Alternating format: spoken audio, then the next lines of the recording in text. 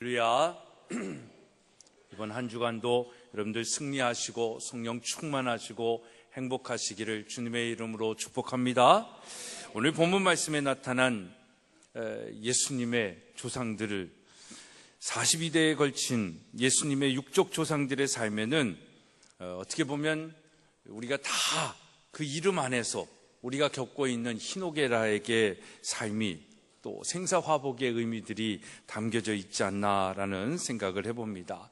저는 언젠가부터 이 말씀을 또 설교하고 싶은 그런 생각이 종종 들고 때가 많았습니다. 왜냐하면 신약 성경의 첫 장이고 첫 절인데 어떤 하나님이 창조하시고 예수님의 구원이 이 땅에 이루어졌습니다라는 대명제로 시작하지 않고 이렇게 예수 그리스도의 계보로 시작한다라고 했을 땐 어떤 의미가 있을까? 뭔가 깊은 의미가 있을 것인데 어떤 의미가 있을까라는 그런 생각을 해볼 때가 참 많았습니다. 그래서 왜 성경에 또 이 예수님의 계보뿐만 아니라 성경에는 그렇게 족보들이 많은지요? 그런 의미들이 무엇일까라는 것을 생각해 볼 때가 참 많았습니다. 사람들의 이름으로 나열되어져 있는 자리에 더욱 하나님의 귀한 말씀이 기록되면 좋지 않을까라는 그런 생각도 할 수 있지 않겠습니까? 그런데 이렇게 예수님의 이름이 예수님의 족보를 비롯해서 많은 믿음의 사람들의 조상들의 족보가 기록되어 있는 데는 아마도 이런 진리가 이런 마음이 담겨져 있지 않은가 싶습니다. 하나님은 우리의 가정들이 그런 뿌리 깊은 신앙과 가정의 가문이 되기를 원하신다라는 마음으로 제 마음에 생각이 되었습니다. 오늘 본문에는 아브라함부터 시작해 총 42대의 41명의 이름이 기록되어져 있습니다. 아브라함의 시대로부터 다윗에 이르기까지 14대, 다윗에서 유다의 바벨론에 추방될 때까지 14대, 바벨론 포로에서 예수님이 탄생하시기까지 예수님을 뺀 13대, 예수님의 족보입니다. 여기에는 등장하는 사람들은 우리가 너무나도 잘 아는 그런 믿음의 조상들도 있습니다. 하지만 전혀 듣도 보도 못한 이름들, 어떻게 보면 한 해를 시작할 때 이제는 성경을 좀 읽어야지 하고 마태복음부터 읽기 시작하는데 읽다 보면 지치게 만드는 그런 낯선 이름들도 있습니다. 그러나 이들은 한 집안의 믿음의 가장들이요, 하나님께서 사랑하시는, 또 하나님을 사랑하는 그런 예배하는 것이 무엇인지를 알고 있는 그런 믿음의 사람들이다라고 믿습니다. 그러하기에 그들의 그 혈통 가운데는, 그들의 피 가운데 예수 그리스도가 탄생한 것 아니겠습니까? 여러분, 아브라함 시대를 생각해 보십시오. 아브라함은 혼자 살아서 그가 신약 성경 첫 구절을 시작하게 있겠습니까? 아니다라는 것입니다. 그는 구약 세대의 수많은 사람들 가운데 하나님의 믿음의 테스트를 통해 선출된 믿음의 조상입니다. 많은 사람들이 있었지만 그의 신실함을 하나님께서 인정하셨다라는 것입니다. 그래서 그의 제단을, 그의 예배를 받으신 것입니다. 그리고 그의 자손에게서 이미 하나님께서 섭리하시고 예비하셨지만 예수 그리스도를 탄생하게 하신 것입니다. 그는 예수 그리스도를 탄생케 한 믿음의 가문의 시조요, 영적 가장인 것입니다. 여러분은 여러분들의 가정에 믿음의 가문을 이루셨습니까? 또 여러분들의 가정을 영적 가장으로서의 사명을 잘 감당하고 있으십니까? 가장이라고 하면은 요즘은 여자들의 인권이 많이 상승된 시대이기 때문에 여자분들이 좀 섭섭해 하시고 남자들이 집안을 이루나 여자들이 이루지 이런 생각을 하실 수도 있을 것 같은데 하나님이 그 마음도 아셨던 것 같은지 이 족보에 여자의 이름이 5명이나, 이렇게 표현하면 안 되고 5명이 기록되어져 있습니다. 그런데 참으로 기이한 것은 41명의 남성들 가운데 우리가 모르는 사람은 참 많습니다. 그러나 이 여성들의 삶은 어떻게 보면 성경에 더 남자들보다 자세하게 기록된 사람들입니다. 다말이라는 사람, 유다 집안의 맏며느리로 들어와 과부가 되었습니다. 유다에게서 말씀을 보면 유다는 다말에게서 베레스와 세레를 낳았다라고 얘기하는데, 사실 다말은 유다의 아내라고 할 수 없는 여인이죠. 그 유다의 집안에 맏며느리로 들어온 사람입니다. 그런데 이 다말이 과부가 됩니다. 그런데 히브리 율법에는 자녀가 없는 여인이 과부로 남는 것을 금하는 법이 있습니다. 그래서 남편의 동생인 오난의 아내가 됩니다. 그런데 오난이 형의 자손을 잇는 의무를 이행하지를 않는 것입니다. 이것이 다말에게는 얼마나 큰 모욕과 슬픔이 되었는지 모릅니다. 결국 율법을 지키지 아니한 오난은 또 하나님의 책망을 받아서 죽게 되고, 셋째 동생인 셀라의 아내가 되었지만 그도 자손을 잇는 것을 거부하고 벌을 받게 됩니다. 그래서 다말은 어떻게 하냐면 결국에는 시아버지를 부도덕한 방법으로 유혹하여서 관계를 맺음으로 혈통을 이었습니다. 현실적으로 참 이해하기 힘든 부분이 아니겠습니까?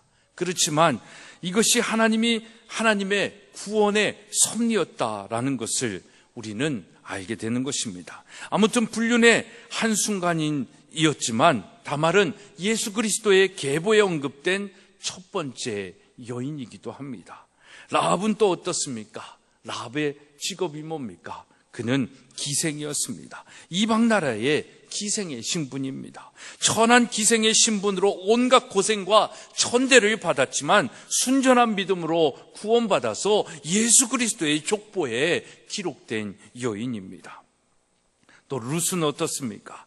하나님을 믿는 이방인 효부로서 예수 그리스도의 족보에 기록됩니다. 하지만 룻은 일찍이 사랑하는 남편을 여의고 과부로 살다가 재혼한 여인이기도 합니다. 우리아의 아내 밧세바라는 그 자세한 기록이 예수님의 족보에 기록된 밧세바는 또 어떻습니까? 이미 사랑하는 남편과 잘 살고 있었습니다.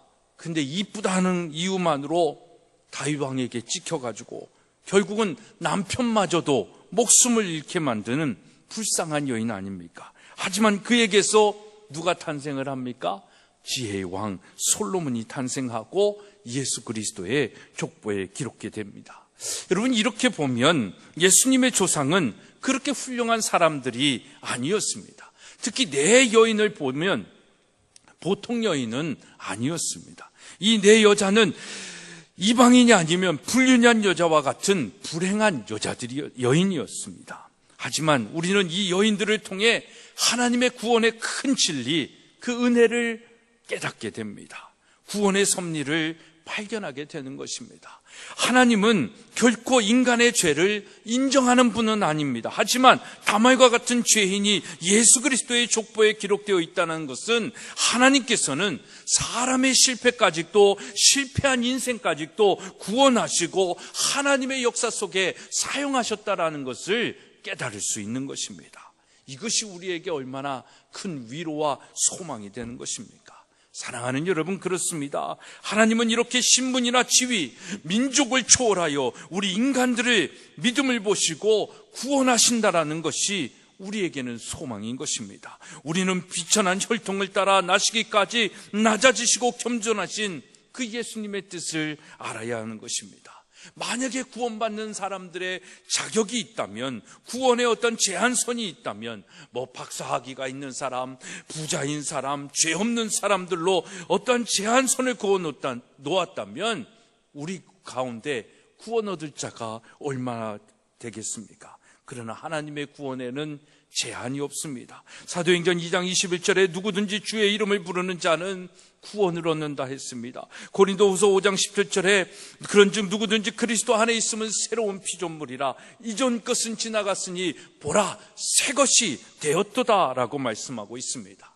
항상 성경은 누구든지, 어떤 누구라도 믿음을 가지고 하나님의 영광을 위하여 목숨을 걸고 산다면 그는 예수 그리스도를 탄생시킬 만한 위대한 믿음의 가문을 일으킬 수 있으며 믿음의 부모가 될 수 있다라는 그 희망과 소망을 우리에게 주는 것입니다. 사랑하는 여러분, 예수 믿고 구원받은 우리도 믿음의 조상이 될 수 있음을 믿으시기를 바랍니다. 그리고 이 가정의 달에 우리들이 결심해야 할 마음은 나만 예수 잘 믿겠다라는 게 아니라 믿음의 부모로서, 믿음의 자녀로서 이제 믿음의 가문을 일으키는, 믿음의 가문을 이루는 사람이 되어야겠다라는 그 결단이 우리 안에 있어야 될 줄로 믿습니다. 저는 오늘 조금은 긴 영상이 될지 모르겠지만 한국의 대표적인 정말 그 가문을 여러분들에게 한번 소개해 드리고 싶습니다.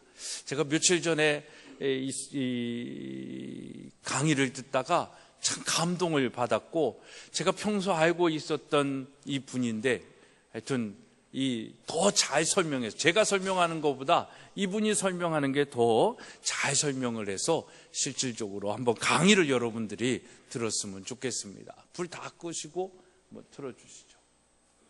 네, 나라의 독립을 위해서 볼륨을 더 싸우다 가신 키워주세요. 한 가족을 소개합니다. 그 가족은 이회영, 이시영, 6형제. 이 가족을 소개합니다. 박수로 맞이해 주시기 바랍니다.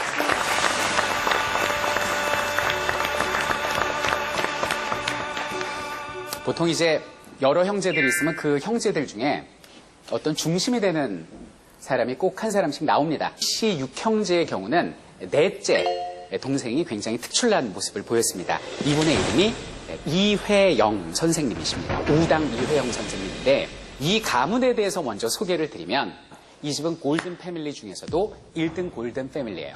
그 시조가 누구냐면 잘 들리시나요? 임진왜란 때 활약을 했던, 혹시 그 오성과 한음이라고 들어봤죠? 네, 이항복 선생의 10대 손이 됩니다. 이들이. 이항복 선생이 얼마나 그 훌륭한 분이시냐면 병조판서만 7번을 지내요. 지금으로 따지면 국방부 장관만 7번을 했다는 얘기입니다. 2대, 3대, 4대, 5대, 10대까지 오는 동안 단 한 대도 거르지 않고 정승의 판서를 재상을 배출한 가문이에요. 여기는 이회영 선생님은 20대 초반에 당시 우리 백성들이 교육 여건이 좋지 않았어요. 그래서 우리 백성들을 계몽시키기 위해서 우리나라 최초의 시민단체에서 활동을 하십니다. 그 시민단체 이름은 독립협회였습니다. 그렇죠. 바로 우리는 을사조약을 일본과 강제적으로 체결당하게 됩니다. 그래서 우리의 외교권을 빼앗기게 되지요. 을사조약 당시에 고종은 옥새를 찍지 않았고요. 당시에 이완용, 이근택, 박재순, 권중현 이런 사람들, 을사오적이라고 그러죠. 이런 공직자들이 나라의 외교권을 일본에 팔았던 사건입니다. 사실상 외교권이 팔렸다는 건 나라가 망한 거나 다름이 없거든요. 당시 고종께서는 망연자실해서 거의 쓰러져 있다시피 했어요. 이때 여기는 이회영 선생이 은밀히 고종을 만나게 됩니다. 그게 가능한 건 집안이 워낙 명문가였기 때문에 만날 수 있었죠. 고종을 설득합니다. 지금 우리가 이렇게 일본에게 당하고 있을 때가 아닙니다. 일본으로부터 빼앗긴 주권을 다시 되돌려 받아야 됩니다. 그런데 우리에게는 힘이 없으니 외국에 도움을 청합시다라고 이야기해요. 이 네덜란드에 헤이그라는 도시가 있습니다. 이 헤이그라는 도시에서 전 세계의 대표들이 모여서 평화로운 세상을 만들자라는 회의를 한다. 그게 만국평화회의라는 거예요. 여기에 영어를 유창하게 잘하는 이준, 이위종, 이상설 같은 선각자들을 파견을 합시다. 헤이그 특사를 처음으로 설계한 사람이 이회영 선생입니다. 일본이 이 사실을 알고 그 회의에다가 이제 러비를 한 거죠. 러비를 해서 외교권이 없는 나라는 회의장에 참석할 수 없다 하면서 문전박대를 당합니다. 주권을 찾으려고 했는데 세상에 왕이 쫓겨나고 군대까지 해산된 거죠. 나라가 더더욱 어려워지게 된 겁니다. 그래서 이회영 선생은 안 되겠다. 내가 이 일에 책임을 져야겠구나. 나라에 군대가 없으니 어찌 일본과 싸울 수 있겠는가. 내가 무장, 군대를 양성해야겠다라는 생각을 하십니다. 그래서 이분이 중국 만주로 무관학교 만들 자리를 보러 이제 다니고 계셨어요. 집이 여기는 서울 명동이었는데 이렇게 압록강 건너서 여기를 서간도라고 부르거든요. 이 일대를 땅을 알아보고 돌아오실 때 1910년 우리나라가 완전히 일본에 의해서 망해버린 겁니다.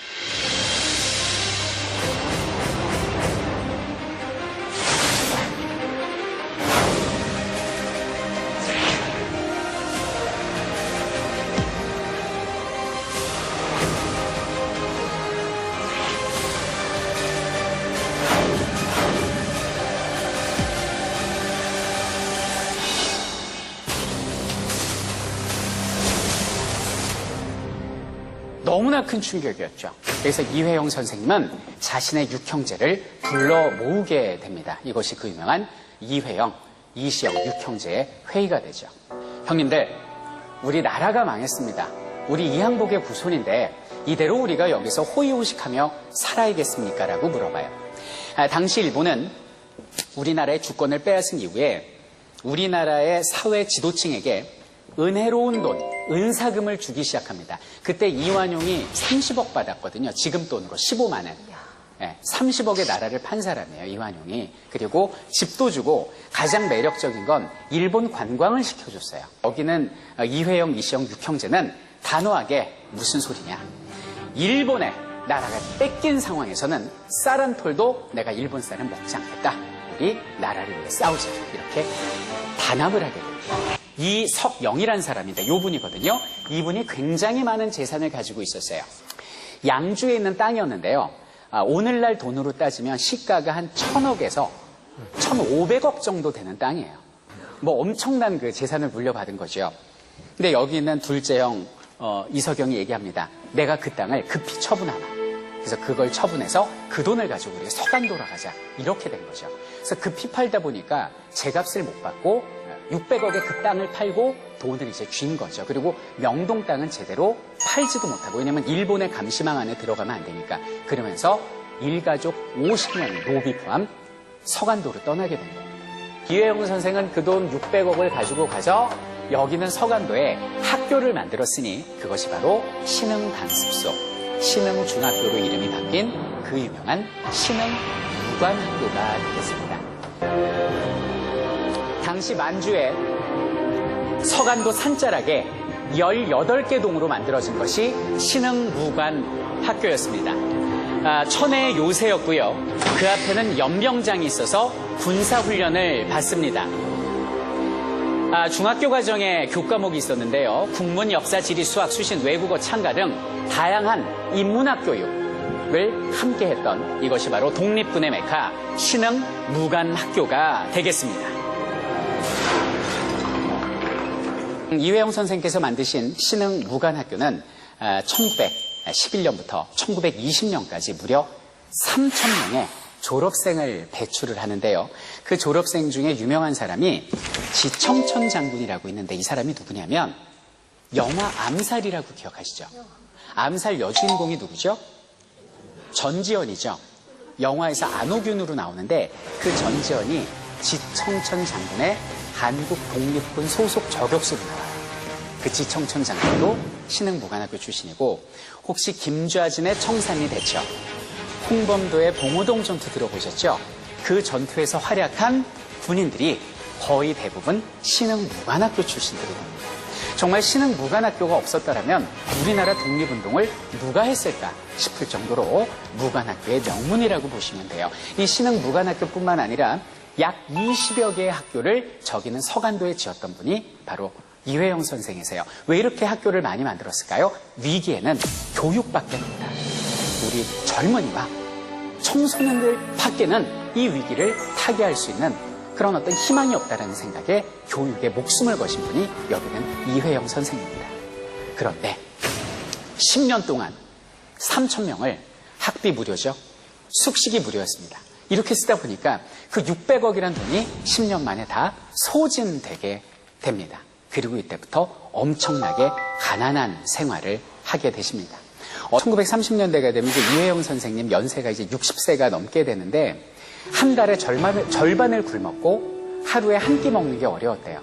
그래서 그 아드님의 그 기록을 보면 일주일에 2끼 먹으면 그때는 운 좋은 한 주였다. 이럴 정도의 기록이 있으니까 그 600억을 다 버리고 그 감투와 관직, 유혹을 다 버리고 그 속에서 고생하신 분들을 생각하면 정말 대단하다라는 생각을 할 수 있겠어요. 가장 일본 입장에서 악명 높고 두려웠던 사람을 후원하기 시작합니다. 그 단체를 뭐라고 부르냐면 의로운 일을 맹렬히 추진하는 단체, 그래서 의열단이라고 있는데 이 의열단의 단장이 누구냐면 영화 암살에서 조승우 씨가 연기한 나 밀양 사람 김원봉이요. 바로 김원봉 선생님이십니다. 우리 서간도 만주에 계시다가 여기는 상하이로 1930년대 초반에 직접 거사를 위해서 오시는데 중요한 거는 잘린 식구들이 있잖아요. 와이프 이미 국내로 보냈습니다. 이유는 뭐냐면 독립운동을 해야 되는데 자금을 다 썼으니 국내로 들어가서 돈 좀 구해줘 여보, 이렇게 된 거죠. 그때 이은숙 여사는 아무 소리도 안 하고 알았어요 그러면서 와서 돈을 구하는데 그때 만삭의 몸으로 돈을 못 구하잖아요. 그래서 삭바느질을 하기 시작합니다. 삭바느질을 해서 모은 돈을 서간도로 송금을 해요. 그렇게 7년간 송금한 분이 이은숙 여사시죠. 그때가 1932년이었는데 1932년에 이회영 선생보다 한 발 앞서서 빵 하고 거사를 일으킨 분이 계셨어요. 그분이 바로 윤봉길 의사입니다. 윤봉길 의사가 상하이 홍코공원에서 1932년에 폭탄을 집어던져서 당시의 그 일본군 장교들을 대부분 처단을 하게 됩니다. 이때 이회영 선생은 느끼죠. 아, 우리가 투쟁으로서 독립할 수 있겠다라는 생각을 하게 돼요. 이분 그때 연세가 66세세요. 지금 66세하고는 다르죠. 그때 66세면은 몸 가누기도 힘들고 오랜 세월 제대로 못 드셨기 때문에 몸이 매우 허약하셨어요. 그래서 젊은이들이, 심지어는 아들이 아버지 가지 마세요. 제가 대신 갈게요. 아니야. 너희는 젊잖아. 미래가 아직 창창하잖아. 내가 살면 얼마나 더 살 수 있겠니? 내가 가서 직접 이 나라를 위해서 거사를 하고 자랑스러운 아버지로 남겠다. 그러면서 호련히 아들을 꼭 안아주고 다시 만주로 떠나십니다. 그리고 소식이 끊겨요. 행방불명이 됐어요. 지금 어떻게 됐냐면 배에서 내릴 때 정보가 새서 체포가 된 건 맞아요. 끌려갔습니다. 너 여기 온 이유가 뭐니? 너의 배우가 뭐니? 너 보니까 대한민국 임시정부에도 한번 가담한 적 있더라? 너 거기서 막 감투 준다고 그러는데 안 만든다고 그랬다며? 너 동지들 이름 불어라고 60세 노인으로서는 견딜 수 없는 모진 고문을 당하십니다. 4일 동안. 그런데도 한마디도 발설하지 않으시고 만주의 위순 감옥에서 바로 안중근 의사께서 형집행을 당한 그 장소에서 순국하신 분이 바로 이회영 선생이시죠.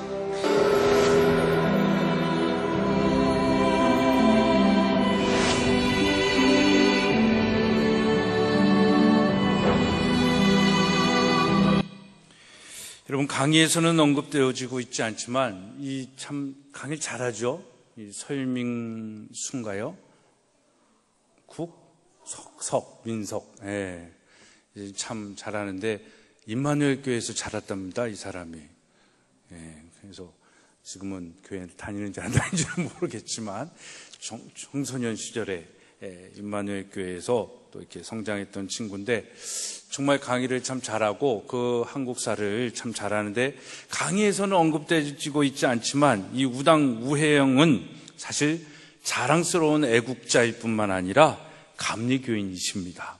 이회영은 가난한 숫장사 집안에서 자라난 스크랜턴 선교사의 집에 일꾼으로 들어가서 일하다가 회심을 하고 목사가 된 분이십니다. 그래서 감리교 상동교회 이 전덕기 목사님, 그러니까 스크랜턴 선교사님의 일에 일꾼으로 들어간 분이 전덕기라는 분인데 그분이 스크랜턴을 통해서 목사가 되고 그 전덕기 목사님의 삶에 영향을 받은 사람이 바로 이회영이라는 분입니다. 그래서 전덕기 목사님은 1892년 스크랜턴 선교사의 감화를 받아서 1896년 세례를 받고 상동교회에 입교합니다. 그 후에 독립협회에 가입하여 핵심적 간부로서 독립운동가들과 관계를 두터히 하였습니다. 이회영은 가난한 이들과 함께하고 길에 방치된 시체를 거두고 진정한 사랑을 베풀기를 고민했던 이 전덕기 목사님의 일생 속에서 당시 백성의 어려운 생활과 기득권자였던 친일 양반들에 대한 비판, 그리고 낮은 곳에 머물며 조국의 독립을 고민하며 오늘날로 말하면 노블리스 오블리제의 그 사회적 국가적 책임을 다 감당하는 그런 신앙인으로 애국심을 가지게 되었다고 얘기를 합니다. 그 후 이회영은 37세인 1904년 서울 상동교회의 부설로 설립된 민족교육기관인 상동청년학원에서 원감 생활을 하게 됩니다. 그러니까 여기서는 설민석 강사가 그냥 뭐 독립협회에서 일을 했다라고 했는데 학교 교육에 근데 바로 그것이 상동청년학원이라는 것입니다. 거기서 원감으로서 청년 교육에 굉장히 심혈을 기울였습니다. 교회 부설 학원의 원감이라고 하니까 이회영 이분이 얼마나 어느 정도의 신앙이었는지를 우리는 예측할 수 있지 않겠습니까? 신민의 시절부터 이회영과 같이 활동하고 중국에서도 함께 활동한 이관직이 쓴 우당 이회영 실기에 보면 우당 선생은 상동교회에 다니며 세례를 받고 성경 공부를 하였다라고 이야기하면서 기독교인으로서의 생활을 표현하고 있습니다. 이 무렵 상동교회는 개화파 독립운동의 요람으로서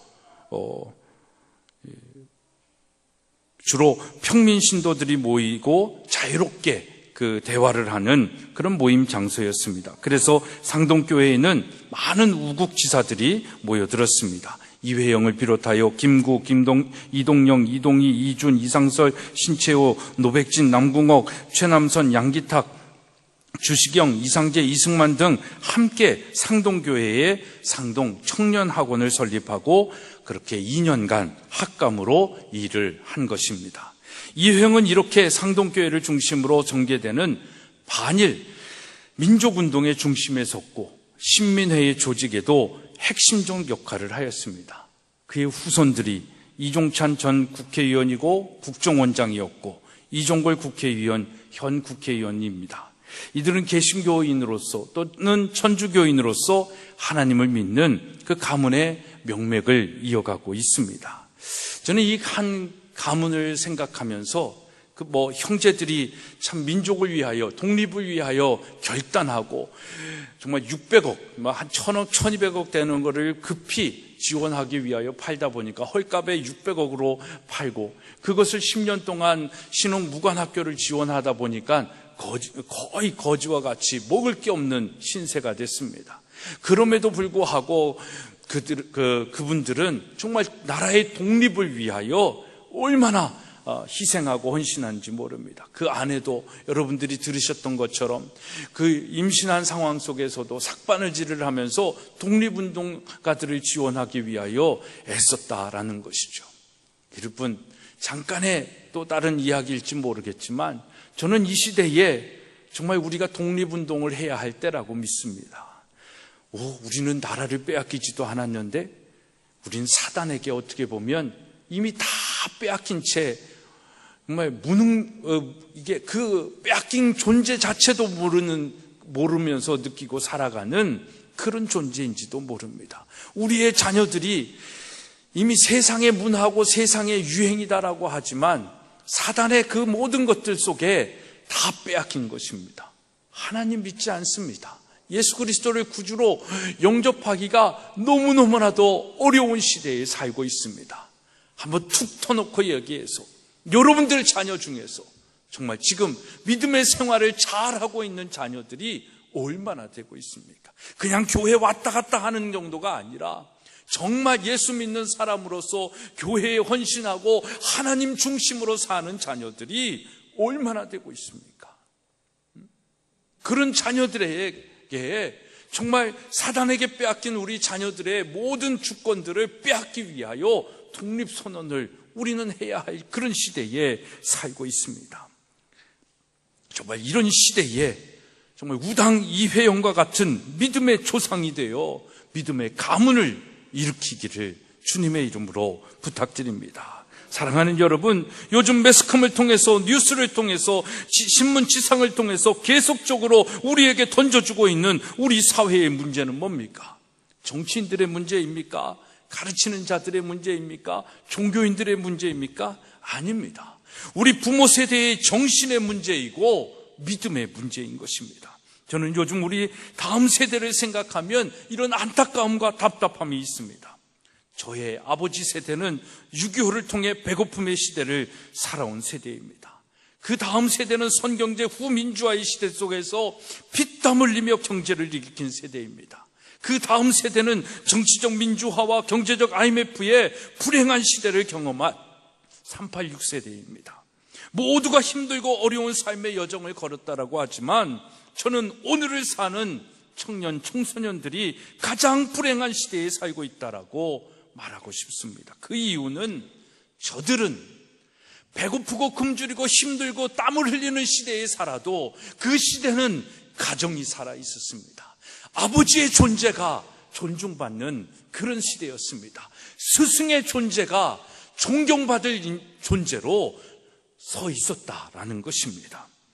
그런데 이 시대가 불행한 시대는 가정이 무너지는 그래서 정신이 황폐한 시대에 살고 있기 때문입니다.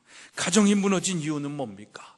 이 교육의 주권을 우리는 국가를 가장한 사단에게, 어둠의 영들에게 다 빼앗겼기 때문입니다. 전에는 시험이 있어도 주일 예배가 먼저야라고 가르치는 목회자가 있었고 가정에 아버지와 어머니가 있었습니다.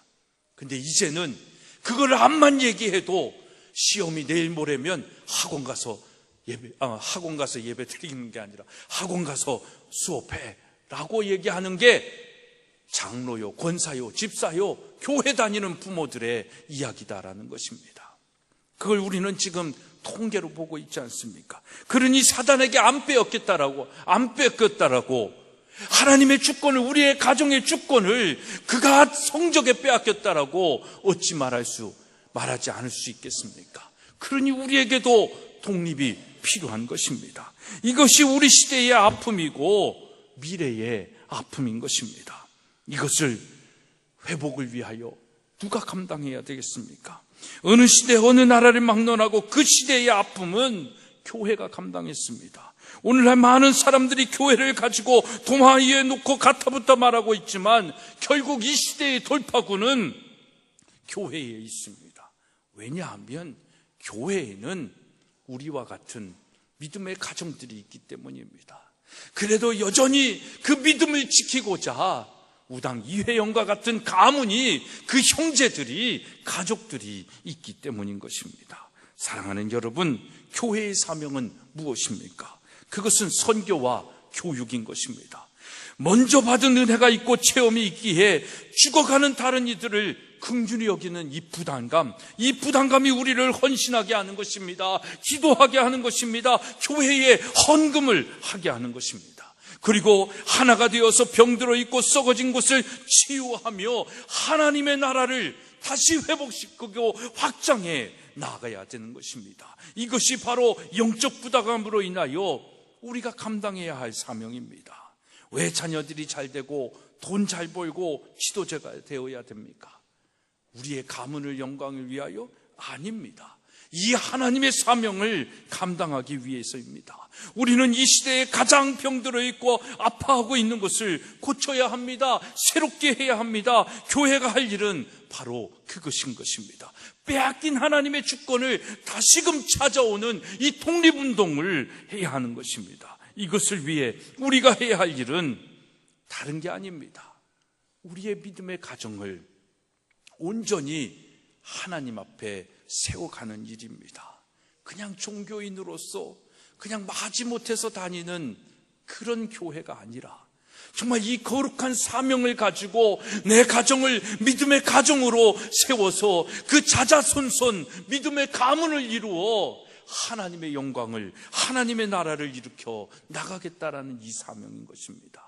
그것이 우리 가정의 사명이고 그것이 여러분들의 가정의 사명이 될 때 그 가정들이 모인 이 교회로 인하여 이 땅에 소망이 있고 회복의 은혜가 있는 것입니다. 저와 여러분의 가정이 그런 놀라운 일들을 감당하는 하나님의 가정, 하나님의 가문이 되어지기를 주님의 이름으로 소망합니다. 미국의 초기 청교도 역사 속에 가장 위대한 영향을 끼쳤던 사람 중에 한 사람이 조나단 에드워드라는 사람입니다. 이 에드워드는 맥스 듀크라는 어린 시절에 친구가 있었습니다. 그래서 두 사람은 잘 믿음 안에서 자랐는데 장성하여 결혼을 하게 됩니다.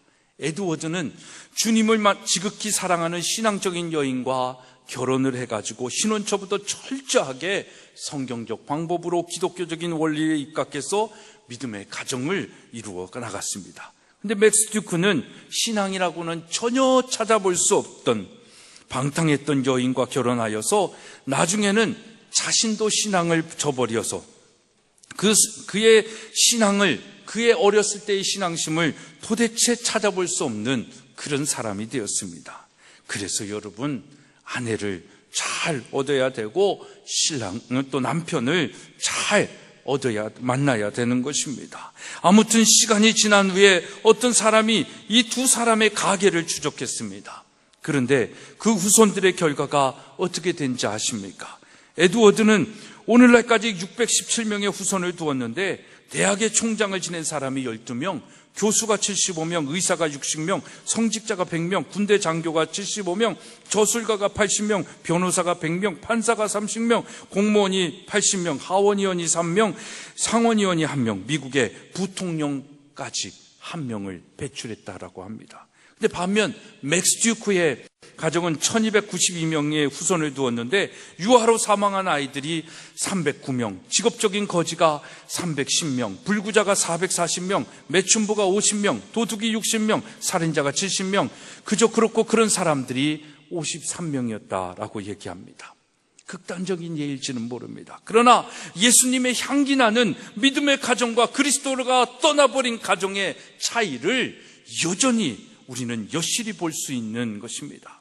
조나단 에드워드는 믿음의 가문을 일으켜 믿음의 조상이 되었습니다. 그러나 맥스 듀크는 망한 집안의 조상이 되어 지금까지도 아마 그의 후손들은 조상탓하며 왜 우리는 흙수저냐고 이렇게 불평불만하고 있는지 모르겠습니다. 여러분은 조나단과 같은 믿음의 영적 조상이 되기를 원하십니까? 아니면 맥스 듀크와 같은 망한 집안의 조상이 되기를 원하십니까? 우리는 모두가 조나단 에드워드와 같은 조상이 되기를 원하실 것입니다. 그렇다면 믿음으로, 성경으로, 하나님으로, 예수님으로, 성령님으로 여러분들의 가정을 세워가시고 여러분들의 자녀들 가정까지도 그렇게 만들어가야 될 줄로 믿습니다. 믿음 없는 친구들, 믿음 있는 친구들이 참 이 시대에 결혼하기 쉽지 않잖아요. 제가 청년 사역을 할 때도 그랬습니다. 결혼해서 만나기 참 힘들어요. 믿음의 신랑, 신부들을 만나는 거는 신랑 만나는 것보다는 조금 쉬운 것 같아요. 근데 믿음 좋은 이 여자 청년들이 믿음을 지키기 위하여 믿음 있는 남자들을 찾는데 참 찾기 쉽지 않고 벌써 믿음 있는 사람들은 이미 짝이 다 지어지는 것 같아요.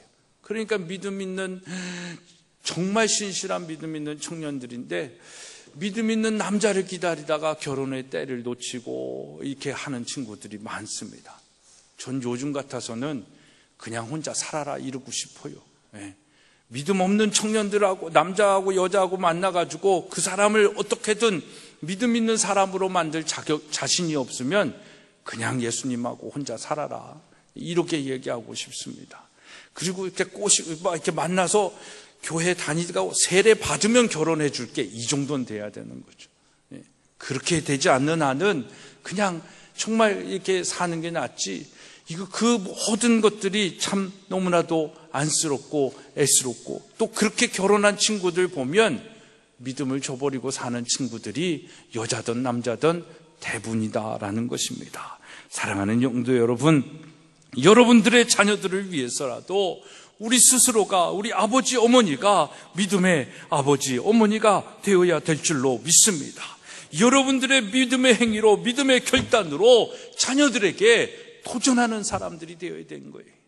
지난주에도 말씀드렸는지 모르겠지만 예수 믿지 아니하고 예수님의 영광을 위하여 가정의 주인이 하나님임을 인정하지 않으면 유산도 주지 마셔야 됩니다. 그 유산은 정말 어떻게 보면 악이 될지도 모르는 것이에요. 여러분, 창세기 26장에 보면 아브라함이 죽고 첫 흉년이 들었을 때 여호와께서 이삭에게 하신 말씀이 있습니다. 창세기 26장 4절 5절에 보면 내 자손을 하늘의 별과 같이 번성하게 하며 이 모든 땅을 내 자손에게 주리니 내 자손으로 말미암아 천하 만민의 복을 받으리라. 이것은 아브라함이 하나님의 말을 잘 듣고 순종하고 그 명령과 계명과 율례와 법도를 잘 지켰기 때문에 하나님께서 아브라함에게 주시는 축복입니다. 그냥 주시는 축복이 아닙니다. 여러분, 정말 하나님의 말씀을 순종하고 하나님의 법을 잘 지켜 행하여 하나님이 땅에서 주시는 자손의 축복을 받아 누리는 저와 여러분의 가정과 삶이 되어지기를 축복합니다. 아브라함이 하나님의 말씀을 순종하고 명령과 계명과 율례와 법도를 신실하게 지켰습니다. 그로 인하여 그의 자녀들이 하나님의 별과 같이 번성케 되고 또 모든 땅을 소유하고 자손으로 인하여 천하 만민에게 있는 복을 받게 되는 것 아닙니까? 적어도 땅을 주지 못하고 몇 억의 유산을 주지 못해도 이 믿음의 유산만큼은 꼭 우리 자녀들에게 주기를 주님의 이름으로 부탁합니다. 이처럼 우리가 하나님의 말씀에 순종, 아니 복종하고 명령과 계명을 잘 지켜서 우리 자신도 잘 되고 우리 자녀들도 천대 만대까지 복을 받을 수 있도록 믿음의 아버지, 어머니로 살아가시기를 주님의 이름으로 간절히 부탁드립니다. 자녀들이 믿음의 가정을 이루게 해주셔야 합니다. 사랑하는 여러분, 우리 교회는 천인기독학교를 중심으로 또 운영되어지는, 함께하는 그런 교회입니다. 여러분, 이것이 우리가 얼마나 감사해야 할 일인지 모릅니다. 저는 저의 강의를 들으면서 정말 우당 이회영과 같은 신흥무관학교와 같은 학교가 우리 전인기독학교가 되어서 이 시대에 정말 많은 믿음의 사람들이 일어나서, 이 신흥무관학교는 일본과 싸웠지만 우리는 영적 싸움에서 이 시대를 이끌어갈 지도자들이 많이 배출되는 학교가 되기를 소망합니다. 소망합니다. 그 꿈 너머에 있는 꿈은 그 한 사람 한 사람이 정말 이 시대의 우당 이회영과 같은 사람이 되기를 소망하는 겁니다. 내 자녀가 정말 우리가 배우지 못하고 경험하지 못한 이 전인기독학교, 기독학교에서 생활하고 우리 선생님들의 가장 큰 바람이 있다면 또 원하는 것이 뭐냐면 내가 이 학교를 다니고 싶다라는 거죠. 얘네들은 아직 잘 몰라요. 다니고 있으니까. 그러니까 가르치는 입장에서 이 학교가 정말 다니고 싶은 학교고 내가 배우고 싶은 선생님들이다라는 거죠. 그 귀한 선생님들이 있고 또 이사장님을 통하여 이런 좋은 환경들, 이것들이 얼마나 자기 가르치는 선생님들에게 있어서 좋은 것인지를 스스로가 아는 겁니다. 그래서 이 학교 내가 다니고 싶다라는 거죠.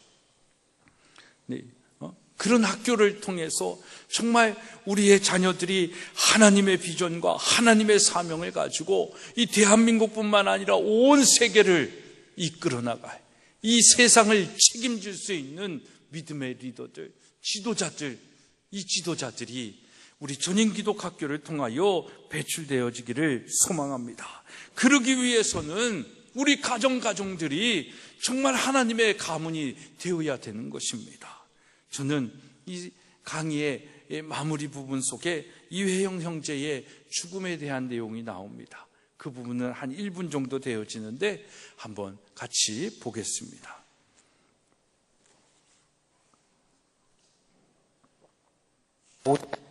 참 가슴 아프지만 첫 땅에서 독립운동 중에 병사를 합니다. 광복을 보지 못하고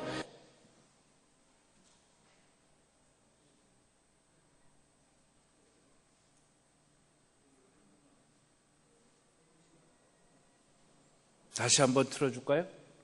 짧은 거니까.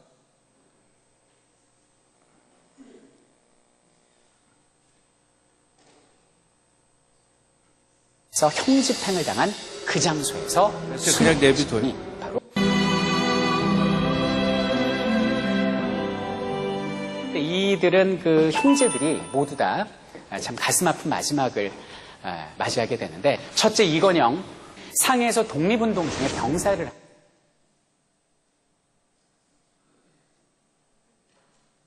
그냥 내비둬요.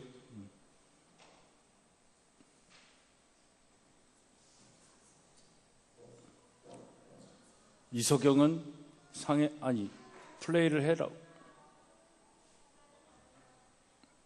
어중이 안 걸리나? 네 형제인데, 넷째가 이회영이고, 또 다섯째가 이시영이고요. 여섯째가 이름은 제가 잘 기억이 안 나는데, 이시영은 초대 우리 대한민국의 부통령을 하신 분 아니십니까? 이 두 분들인데, 이 속에서 이회영이 죽으면서 됐어요? 한번 틀어보세요. 그럼.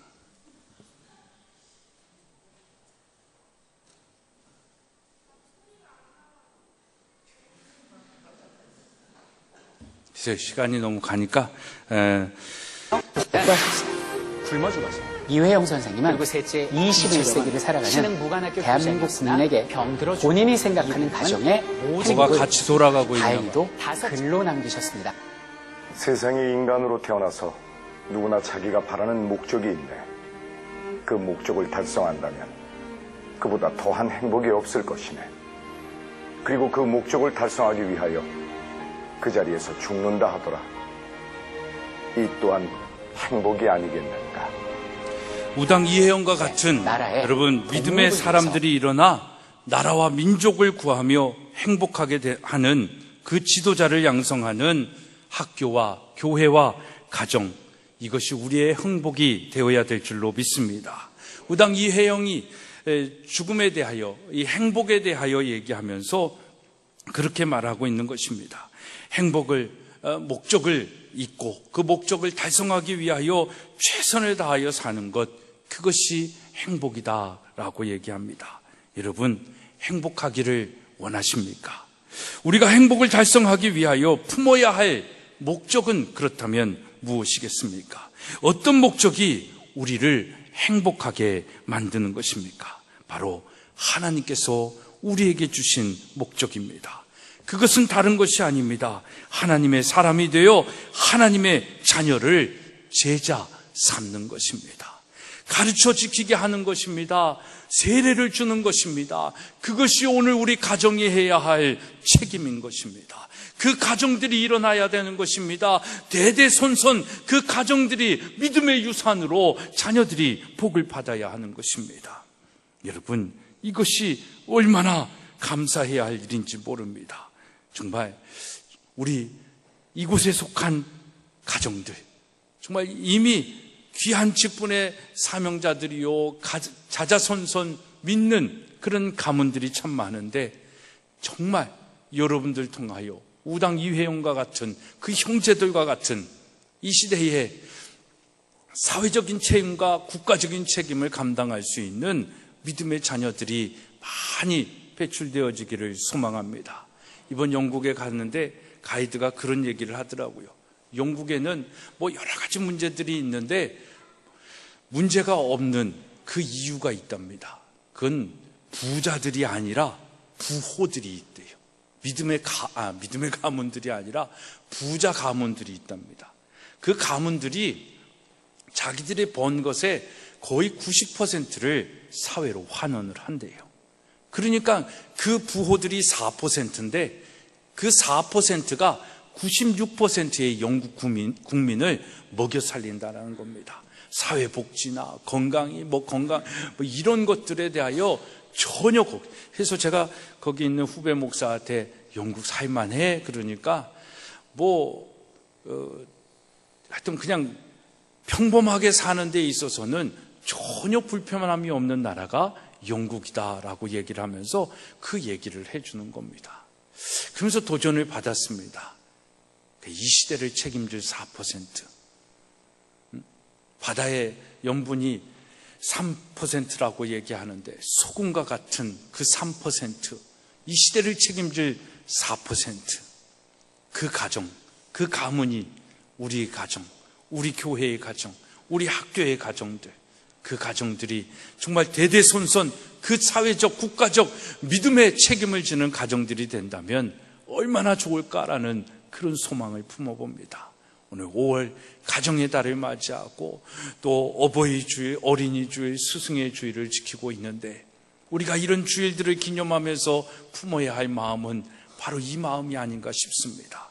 믿음의 후손들, 믿음의 가정, 믿음의 가문을 이루는 것, 이 소망이 하나님께서 우리에게 주신 비전임을 믿고 그것을 이루어가는 저와 여러분의 가정들, 우리 교회, 학교가 되어지기를 주님의 이름으로 축복합니다. 기도하시겠습니다. 하나님 정말 감사합니다. 우리 사랑하는 믿음의 부모님들을 허락하여 주셔서 믿음 잃지 아니하고 이 자리에 있게 하여 주심을 감사를 드립니다. 하나님 정말 혹여나 이 거룩한 주일 예배 자리에 있지 아니하는 우리의 자녀들이 있거든 정말 어떻게 하더라도 그 자녀들을 믿음의 자녀들 만들게 하여 주시고 믿음의 가문의 그 명맥을 이어갈 수 있는 자손들이 되어질 수 있도록 인도하여 주시옵소서. 혹여나 우리 자녀들 가운데 믿음을 그냥 형식적으로 종교적으로 생각하고 있는 자녀들이 있다면 이 사명 깨달아 정말 성령으로 다시금 거듭나게 하시고 뜨거운 사명감으로 이 시대에 하나님 나라를 다시금 재건시킬 믿음의 위대한 지도자들이 일어나게 하여 주시옵소서. 예수 그리스도의 이름으로 기도드리옵나이다.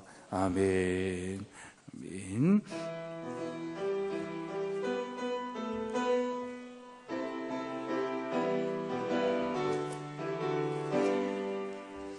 날마다 주님을 의지하는 우리 집 좋은 가족 복되도다. 다 함께 모여서 찬양하니 하늘의 위로가 넘쳐나네. 할렐루야. 우리 가족 사랑과 행복의 안식처. 할렐루야. 우리 가족 주님만 모시고 살아가리. 아버지 어머니 사랑하고 형제와 자매들 우애하니 세상의 풍파가 밀려와도 주 사랑 안에서 두려움 없네. 할렐루야. 우리 가정 사랑과 행복의 안식처에. 할렐루야. 우리 가정 주님만 모시고 살아가리. 말씀과 기도가 풍성하고 기쁨과 감사가 가득하니 하나님 우리 집 생각하사 대대로 복되게 하시도다. 할렐루야. 우리 가족 사랑과 행복의 안식처. 할렐루야. 우리 가족 주님만 모시고 살아가리.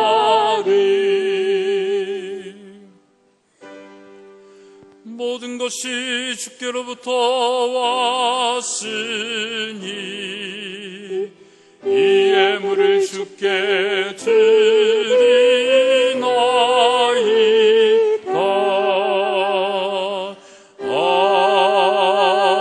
아멘. 큰 박수로 하나님께 영광 돌립니다. 할렐루야.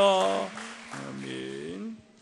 11조 최백규 집사님, 박선아 집사님, 유현상 집사님, 변혜정 집사님, 크리스틴 선생님, 최 선생님, 김동진 선생님, 이솜씨 선생님, 김일학 수집사님, 장형은 선생님, 박예한 어린이, 정성배 집사님, 정현우 어린이 권경 드리셨습니다. 우리 일천번제 공경숙 권사님, 양양옥 집사님, 한승민 어린이, 장학의 헌금 김일학 집사님, 조용래 목사 드렸습니다. 감사의 예물 조용래 목사, 박신형 선생님, 황원율 어린이 2년간 지켜주셔서 감사합니다 드렸고요. 범사에 감사하여 유현상 집사님, 주님 안에서 하나된 가정 이루며 2년 동안 온율이 축복된 아이로 키워주셔서 감사합니다. 황통일 최애 선생님 가정, 모든 일 예비하여 주신 감사하여 박응배 박영신 집사님 가정, 주일 감사하여 이강목 강순자 권사님 가정, 범사에 감사하여 최상철 이정희 권사님 가정, 하나님 은혜 늘 감사합니다. 구중한 안명숙 권사님 가정, 범사에 감사하여 박경욱 김진숙 장로님 가정, 주님의 크신 사랑과 은혜 감사합니다. 이상금 집사님, 하나님의 주권 아래 이 시대의 소망이 되는 전인 공동체 되게 하소서. 남수현 집사님, 우리 가족을 늘 돌보아 주시고 사랑하시는 주님들 기도하고 감사하며 지혜로운 아빠 엄마 되게 하여 주옵소서.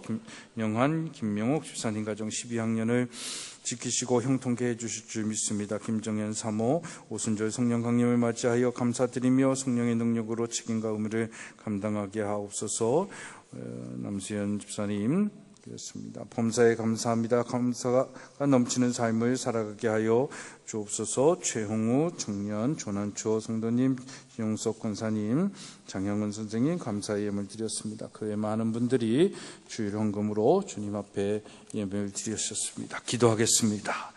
하나님, 오늘도 거룩한 주일 주에 전에 나와 말씀을 듣고 하나님의 생각을 깨달아 알게 하여 주시고 또 우리가 살아가야 할 삶의 방향과 목적을 또 들으며 스스로 결단할 수 있는 시간을 허락하여 주심에 감사를 드립니다.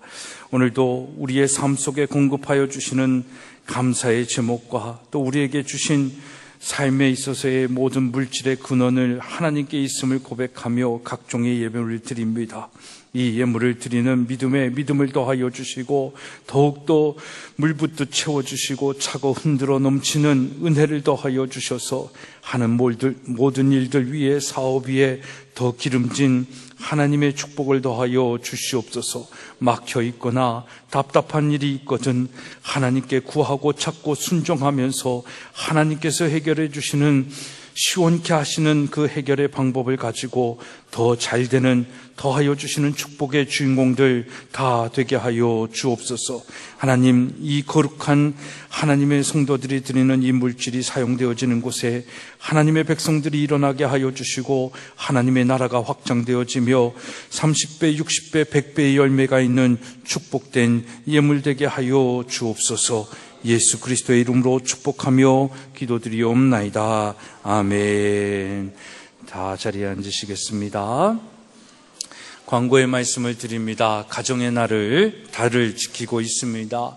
가정 안에서 우리가 행해야 할 것들 또 선한 일들이 더욱더 우리 가정 안에 많은 열매로 나타나기를 바랍니다. 또 특별히 이번 주일은 스승의 주일로 지키고 있습니다. 또 스승의 날이기도 하고요. 교회와 학교, 특별히 우리 학교에서 이 기독학교의 선생님으로서 사명을 감당하고 책임을 감당하는 것 참 쉽지 않은 일입니다.